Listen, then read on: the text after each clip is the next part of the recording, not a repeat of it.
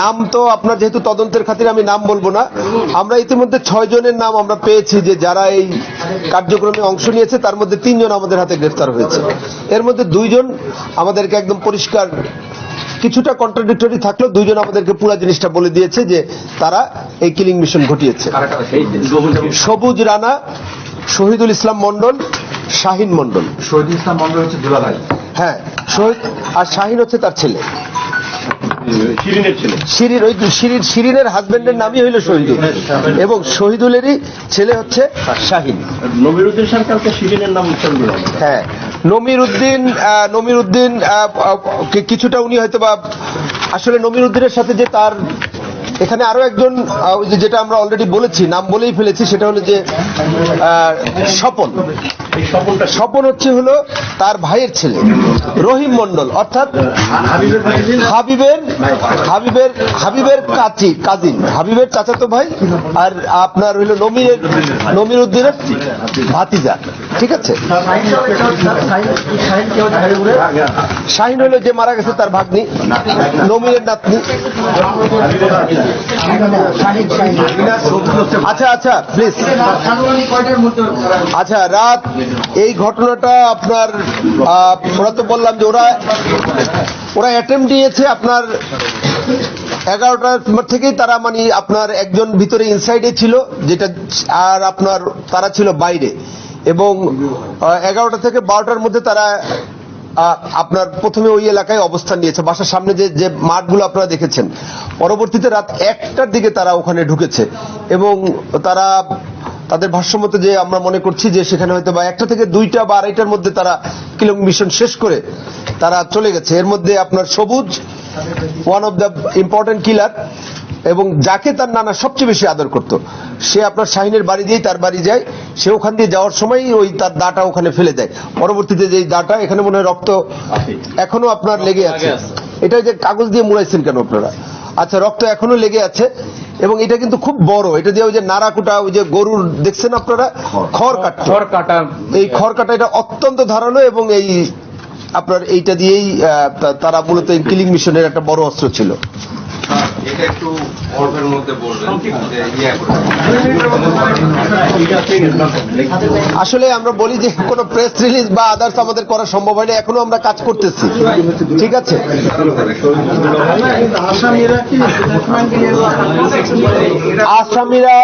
আসামিরা পুলিশের কাছে বলেছে, আসামিরা এখনো আদালতে আপনার স্টেটমেন্ট দেয়নি। আমাদের কাছে যেটুকু তথ্য প্রকাশ করছে তাদের আমাদের কাছে আমরা এই তথ্যগুলাই আপনাদেরকে ডিসক্লোজ করছি। আমরা আসামিদেরকে কোর্টে পাঠাবো। ঠিক আছে,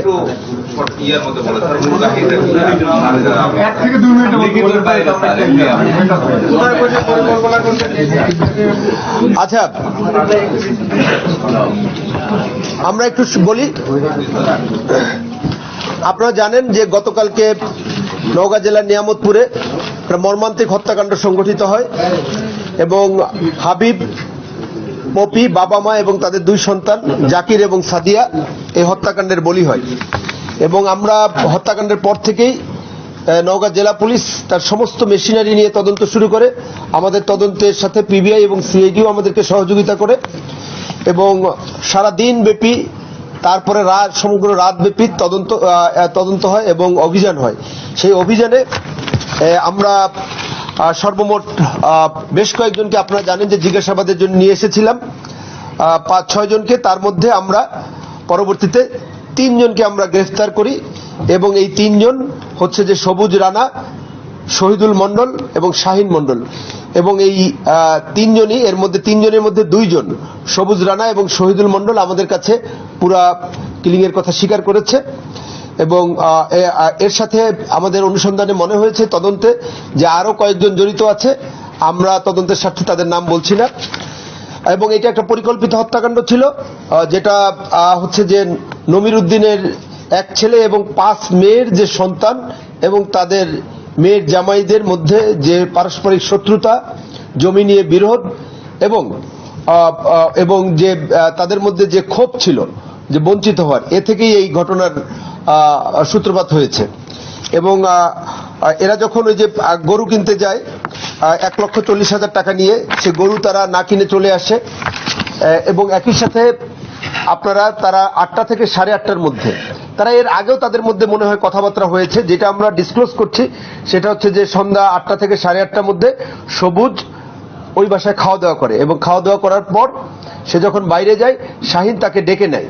শাহিন তাকে ডেকে নিয়ে ওখানেই ওই মাঠে তারা একটা পরিকল্পনা করে যে রাতের বেলা যখন লোকজন কমে যাবে তখন তারা আসবে, এবং রাত 12টা থেকে 11:30 থেকে 12টার মধ্যে এর আগেই শাহিন ভিতরে ছিল এবং অন্যান্য লোকজন বাইরে ছিল।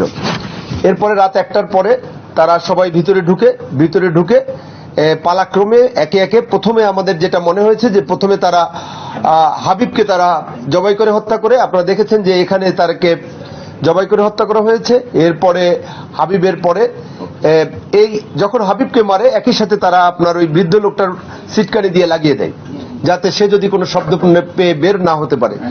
এরপরে তারা ওই মহিলা প্রস্রাবের জন্য বের হয়। তার তো 2টা বাচ্চা আছে, আপনারা জানেন যে ওই মহিলার পরনে পায়ে কিন্তু স্যান্ডেল ছিল, এবং ওই সাথে সাথে সে যখন বের হয় তার চুলের মুঠি ধরে সবুজ প্রচন্ড জোরে এই ধারালো অস্ত্র দিয়ে আঘাত করে, এবং এইটা হাসুয়া টাইপের খড় কাটার একটা অস্ত্র।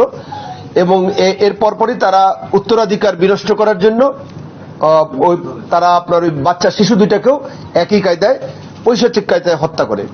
ওদের আঘাতটা কি? এবং ওদেরও আঘাত হচ্ছে আপনার এই গলায় এবং ঘাড়ে, বাচ্চা 2জনেরই।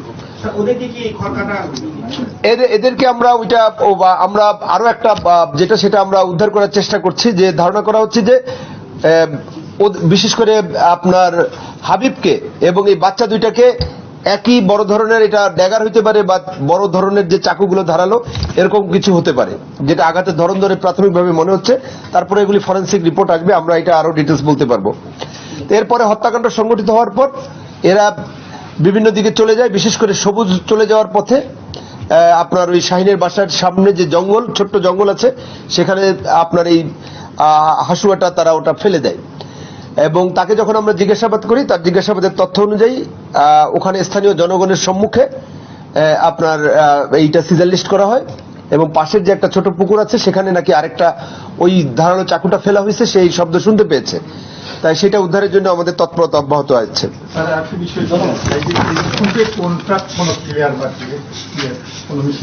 কোনটা? আর আস্তে বুঝতে পেরেছি, আপনি বলেন প্লিজ। মানে এই যে মানে সবুজ, শাহিন, শহীদুল মন্ডল, এটা তো একেবারে সাধারণ গৃহস্থ মানুষ, আত্মীয় স্বজন, এটা তো প্রফেশনাল কোন কিলার না, তাদের পক্ষে এত বড় ফোন করে সেটাই বলছি। আচ্ছা, যেটা হলো যে আপনারা জানেন যে প্রফেশনাল কিলারদের যেটা আসলে মানুষের যখন এই ক্ষোভ বা আদার্স থাকে, যেটা আমার মনে হয় যে প্রত্যেকটাই কিন্তু আপনার খুব বেশি সময় নেয় নেই। আপনার মহিলাটাকে ওই যে ইনস্ট্যান্টলি তারা যেহেতু নন প্রফেশনাল ছিল এই জন্য কিন্তু খুব দ্রুত হয়েছে।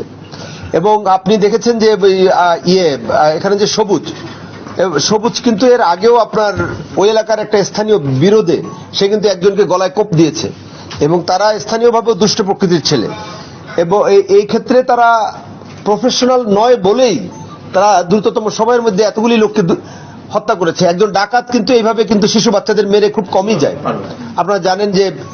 সুতরাং প্রফেশনাল ওই ধরনের অপরাধী আর এই ধরনের অপরাধীটা আমার মনে হয় যে নন প্রফেশনাল হওয়ার কারণেই দ্রুততম সময়ের মধ্যে ঘটনা ঘটেছে। টাকা পয়সা তো নেই তারা যেটা এটা হচ্ছে যে তাদের ভাষ্যমতে ওখানে টাকা পয়সা যেটা ওই গরু বিক্রির জন্য, গরু কেনার জন্য যে 1,40,000 টাকা আপনার হাবিবের কাছে ছিল।